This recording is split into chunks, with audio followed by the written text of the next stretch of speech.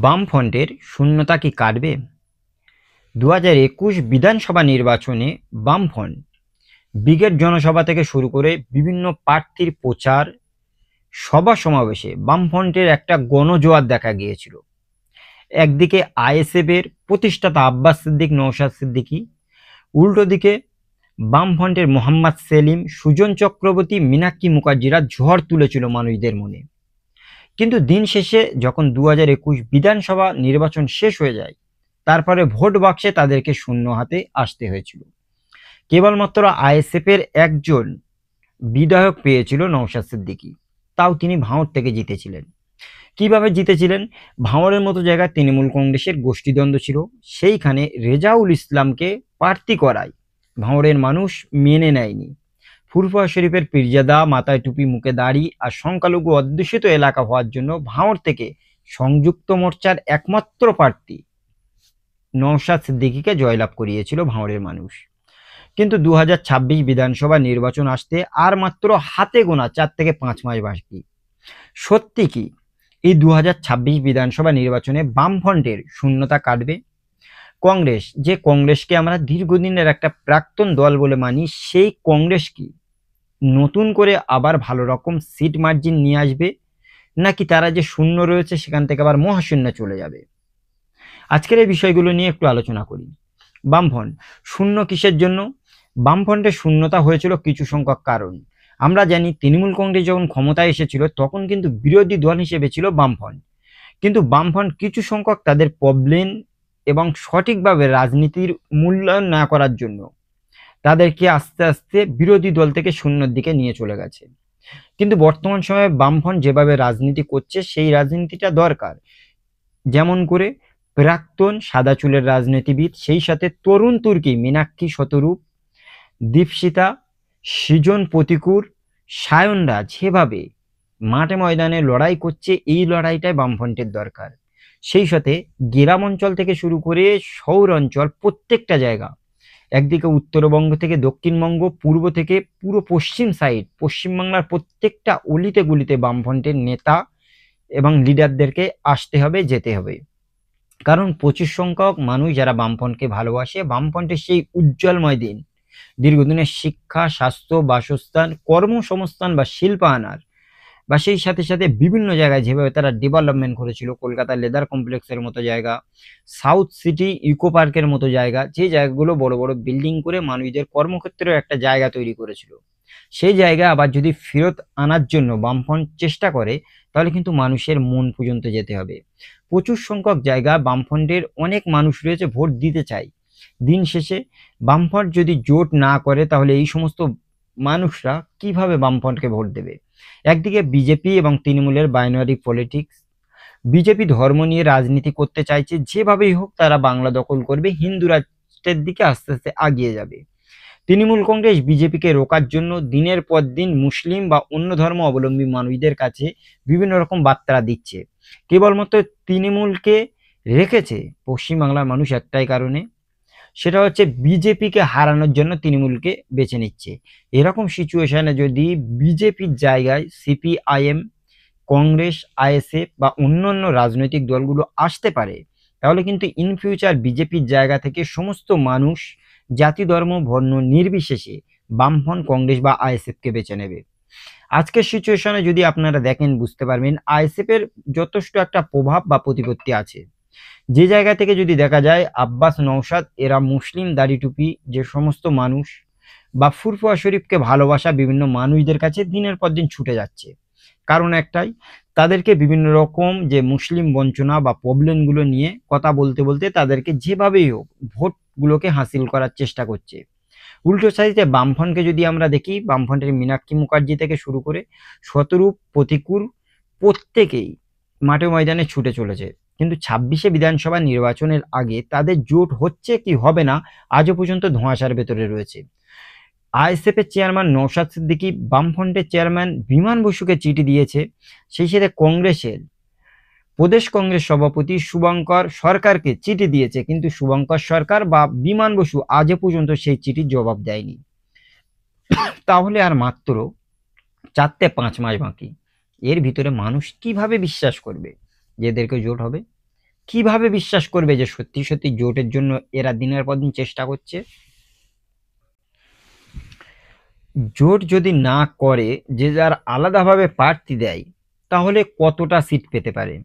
দেখুন, বামফ্রন্টের যে জনজোয়ার, সেই জনজোয়ার আর নেই। 34 বছর তারা বামফ্রন্ট ক্ষমতায় ছিল, তাদের সময়ে ভালো ভালো কিছু রাজনৈতিকবিদ পশ্চিমবাংলা পেয়েছে। জ্যোতি বসু থেকে শুরু করে বুদ্ধদেব ভট্টাচার্য, কান্তি গাঙ্গুলি থেকে শুরু করে রেজ্জাক মোল্লা, কংগ্রেসের অধীর রঞ্জন চৌধুরী থেকে শুরু করে আব্দুল মান্নান, প্রত্যেকেই খুব ভালো ভালো একসময় রাজনীতিবিদ ছিল।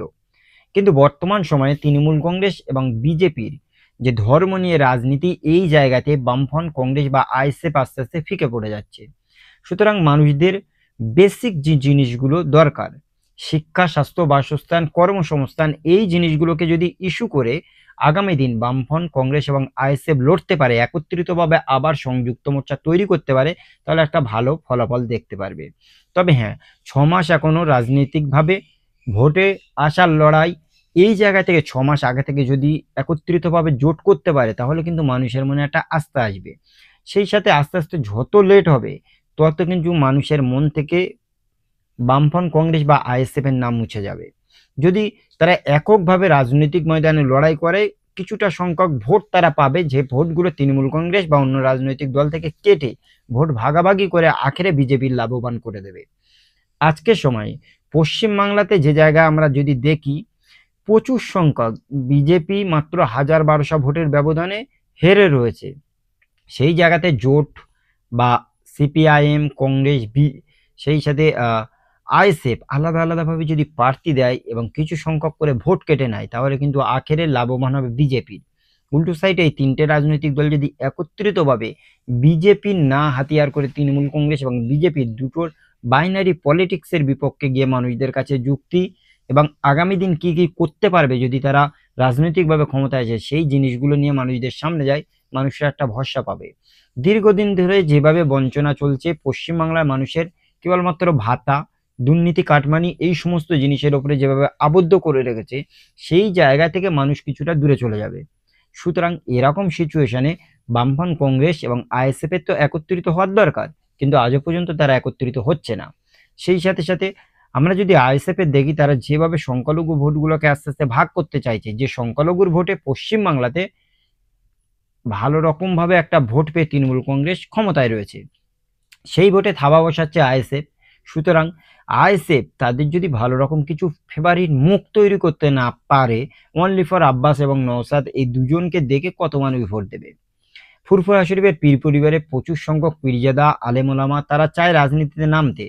তোয়া সিদ্দিক থেকে শুরু করে নিয়ে মেহরাব সিদ্দিকী, সাফিরি সিদ্দিক, ইসাহাক সিদ্দিক, ইব্রাহিম সিদ্দিকী, প্রত্যেকেই রাজনৈতিকভাবে খুব পারদর্শী বা রাজনৈতিকভাবে তাদের ইচ্ছা ভোটে লড়াই করার। কিন্তু আব্বাস সিদ্দিক, নওশাদ সিদ্দিক সেই সমস্ত পীরজাদাদের একত্রিত করে কখনো কি ভোটে লড়ার জন্য আহ্বান করেছে? নাকি কেবলমাত্র নিজেরাই ডন থাকবো, নিজেরাই বড় হবো, আব্বাস আর নওশাদ তাদের দুজনের দিকে চেয়ে বাংলার মুসলমানেরা তাদেরকে ভোট দেবে? অতীতে 2021 বিধানসভা নির্বাচনে তাদের রাজনৈতিক দলটা নতুন ছিল, অনেকে ভরসা করতে পারেনি। সেই জন্য আব্বাস নওশাদের মিটিং মিছিলে প্রচন্ড সংখ্যক একটা লোক হলেও দিন শেষে ভোটে কিন্তু পুরোপুরিভাবে ধরাশায়ী হয়েছিল, কারণ তাদেরকে কেউ ভোট দেয়নি। আমরা দেখেছিলাম ব্রিগেডের মতো জায়গায় প্রচন্ড সংখ্যক একটা মানুষ সমাগম, যারা তৃণমূল কংগ্রেস বা বিজেপির মানুষরা এতটা সমাগম করতে পারেনি। কিন্তু দিন শেষে সেই ভোটগুলো তারা কিসের জন্য বাক্সে নিয়ে আসতে পারেনি, বামফ্রন্ট, কংগ্রেস বা আইএসএফ? কারণ একটাই, বামফ্রন্ট তারা সরকার থেকে চলে যাওয়ার পরে কেবলমাত্র সোশ্যাল নেটওয়ার্ক বা টিভি চ্যানেলগুলোতে তাদের অ্যাক্টিভলি কাজ রয়েছে। রেড ভলেন্টিয়ার থেকে শুরু করে তরুণ তুর্কিরা যদি মানুষদের কাছে আবার যেতে পারে, তাহলে বামফ্রন্ট কিন্তু এটা ঘুরে দাঁড়ানোর চেষ্টা পাবে। কারণ কংগ্রেস কংগ্রেস তারা তাদের নতুন তরুণ তুর্কি মুখ তৈরি করতে পারেনি। অধীর রঞ্জন চৌধুরী থেকে শুরু করে শুভঙ্কর সরকার বা আব্দুল মান্নানরা বয়োজ্যেষ্ঠ হয়ে যাওয়ার পর কিন্তু এই যে দল আস্তে আস্তে পুরোপুরি শেষ হয়ে যাবে। পশ্চিমবাংলার মতো জায়গাতে আমরা দেখেছি বিজেপিকে ক্ষমতায় আনার জন্য কেন্দ্র থেকে 1200-1400 বা 12,000 মতো বড় বড় নেতা লিডার, নরেন্দ্র মোদী, অমিত শাহ, যোগী আদিত্যনাথের মতো বড় বড় হেভিওয়েট মানুষরা পশ্চিমবাংলাতে চলে আসে ভোটগুলোকে হাসিল করার জন্য। কিন্তু কংগ্রেসের যে সমস্ত বড় বড় নেতা লিডার রয়েছে, তারা পশ্চিমবাংলাতে সেইভাবে ঝাঁপায় না। আমি জানি না তৃণমূল কংগ্রেসের সঙ্গে কংগ্রেসের কি গেটআপ রয়েছে। একদিকে রাহুল গান্ধী থেকে শুরু করে সোনিয়া গান্ধী, প্রিয়াঙ্কা গান্ধী, সেই সাথে সাথে বড় বড় কংগ্রেসের যে সমস্ত নেতা লিডার রয়েছে, তারা কিসের জন্য পশ্চিমবাংলাতে আসতে পারে না? যদি পশ্চিমবাংলায় বামফ্রন্ট, কংগ্রেস, আইএসএফ, মিম, সেই সাথে ছোট্ট ছোট বিভিন্ন রাজনৈতিক দল, অরাজনৈতিক স্বেচ্ছাসেবী সংগঠনগুলো জোট করে বিহারে যেভাবে নির্বাচনের প্রচার চলছে, আরজেডির অখিলেশ যাদব থেকে শুরু করে, তেজস্বী যাদব থেকে শুরু করে নিয়ে, কানাইয়া কুমার থেকে শুরু করে নিয়ে, ইমরান প্রতাপগড়ি, রাহুল গান্ধী, প্রত্যেকেই যেভাবে ঝাঁপিয়ে পড়েছে বিহারটাকে এনডিএর নীতিশ কুমারের কাছ থেকে হাসিল করার জন্য, বিজেপি সরকারটাকে ফেলে দেওয়ার জন্য যেভাবে প্রচার করেছে, অ্যাজ ইট ইজ সেম ভাবে যদি পশ্চিমবাংলাতে কেন্দ্রের এই সমস্ত বড় বড় নেতা, লিডার বা এই দলগুলো প্রচার করতে পারে, তাহলে কিন্তু ইন ফিউচারে এখানে যদি জোট বাঁধে আইএসএফ, কংগ্রেস এবং বামফ্রন্ট, তাদের একটা ভালো রকম আমরা দেখতে পাবো যে খুব সুন্দর রকম ফলাফল করেছে। পশ্চিমবাংলার প্রত্যেকটা মানুষ চায় যে যেভাবেই হোক তাদের কর্মসংস্থান আসুক। আজ পশ্চিমবাংলাতে কর্মসংস্থান নেই বলে দিনের পর দিন মানুষগুলো ভিন রাজ্যে কর্মক্ষেত্রে যাচ্ছে, সেটা তো মানুষদের প্রবলেম। সেই সাথে সাথে তৃণমূল কংগ্রেস বিভিন্ন জায়গায় গোষ্ঠীদ্বন্দ্বের জেরে একে অপরের টিকিট না দিয়ে, রাজনীতি সম্পর্কে কোনো জানা নেই, বোঝা নেই, অনেকগুলো সিনেমা আর্টিস্ট, অভিনেতা, অভিনেত্রীদের টিকিট দিয়ে দেয়। দিন শেষে তৃণমূল কংগ্রেসের সুপ্রিমো মুখ্যমন্ত্রীর দিকে চেয়ে তাদেরকে অনেকে ভোটও দিয়ে দেয়। এরকম সিচুয়েশনে যখন ভোট জিতে যায়, যে তারপরে এই সমস্ত নায়ক নায়িকা, গায়ক গায়িকাদের আমরা দেখতেই পাই না। সুতরাং এরকম সিচুয়েশনে মাঠে ময়দানে লড়াই করা বামফ্রন্ট, কংগ্রেস বা আইএসএফ, তারা যদি ভালো ফেস ভ্যালু প্রার্থী তৈরি করতে পারে, ভালো ফেস ভ্যালু যে সমস্ত প্রচারক রয়েছে বিহারে প্রচার করছে, রাহুল গান্ধী থেকে শুরু করে সোনিয়া গান্ধী, প্রিয়ঙ্কা গান্ধী, অখিলেশ যাদব, তেজস্বী যাদব, কানাইয়া কুমার, ইমরান প্রতাপগড়ি, এই সমস্ত মানুষদেরকে যদি একত্রিতভাবে এনে পশ্চিমবাংলাতে ভালো রকম 26শে বিধানসভা নির্বাচনের আগে ভোট প্রচার করতে পারে, তাহলে কিন্তু এই জোট যদি হয়, জোটের একটা ভালো রকম কার্যকারিতা আমরা দেখতে পাবো। সেই সাথে সাথে পশ্চিমবাংলাতে দিনের পর দিন যেভাবে ভাতার রাজনীতি হচ্ছে, কখনো যুবশ্রী, কন্যাশ্রী, সবুজশ্রী, সেই সাথে স্বাস্থ্যসাথী, লক্ষ্মীর ভাণ্ডার, এইভাবে যে একটা ভাতার রাজনীতি হয়েছে, হওয়ার পরে স্কুল, কলেজ, মাদ্রাসা শিক্ষক নিয়োগ হয়নি, শিক্ষকের দুর্নীতি হয়েছে, 26,000 শিক্ষকদের চাকরি বাতিল হয়ে গেছে। সেরকম সিচুয়েশনে বিভিন্ন স্কুলগুলোতে আজকের শিক্ষক নিয়োগ নেই। মাদ্রাসা এডুকেশন সিস্টেমটা পুরোপুরিভাবে ভেঙে পড়েছে। মাদ্রাসাতে শিক্ষক নিয়োগ না দেওয়ার জন্য মাদ্রাসাগুলো বন্ধ হয়ে যাচ্ছে। বিভিন্ন স্কুল এবং কলেজগুলো আজকের যদি আমরা দেখি, শিক্ষক না থাকার জন্য ছাত্রছাত্রী সবুজ সাথী সাইকেল নিয়ে যাওয়ার পর সেখানে গিয়ে পড়তে পারছে না, শিক্ষক নেই বলে তারা আবার ব্যাক করছে। মিড ডে মিল থেকে শুরু করে স্কুল শুট প্রত্যেক জায়গায় আজকের আমরা দেখেছি। সেই সাথে সাথে প্রচুর সংখ্যক জায়গা, প্রচুর সংখ্যক জায়গায় আমরা দেখেছি ধর্মীয়ভাবে কোনো জায়গায় সরস্বতী পুজো বা কোনো জায়গায় বিভিন্ন রকম পুজোকে কেন্দ্র করে অনুদান দেওয়া শুরু হয়ে গেছে।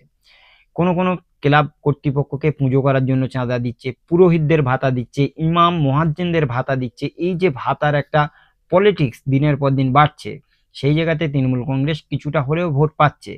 সুতরাং আগামী দিন যদি এই সমস্ত জিনিসের বিপক্ষে গিয়ে মানুষদের ন্যূনতম চাহিদা, শিক্ষা, স্বাস্থ্য, বাসস্থান, এই সমস্ত জিনিসের ডেভেলপমেন্ট করার চিন্তা চেতনা নিয়ে বামফ্রন্ট, কংগ্রেস বা আইএসএফরা ঝাঁপায়, তাহলে কিন্তু মানুষদের মনে ভালো রকম একটা ভোট পাবে। সুতরাং কি মনে করেন যে সত্যি সত্যি বামফ্রন্ট এবার তাদের খাতা খুলতে পারবে? কংগ্রেস শূন্য থেকে মহাশূন্যে যাবে, নাকি ভালো রকম একটা কিছু করে দেখাবে? আইএসএফ তাদের মুখগুলো নতুন করে আবার তৈরি করতে পারবে না, যে মুখ রয়েছে তাই নিয়ে ভোটে লড়াই করে বিগত দিনের মতো আবার ভোটে ধরাশায়ী হবে? এই বিষয়গুলো নিয়ে অবশ্য আপনারা আপনাদের মূল্যবান মতামত কমেন্টে জানান। আজকের এই ভিডিওটি এই পর্যন্তই, দেখা হবে অন্য কোনো দিন অন্য কোনো টপিকে। সকলে ভালো থাকুন, সুস্থ থাকুন, থ্যাংক ইউ।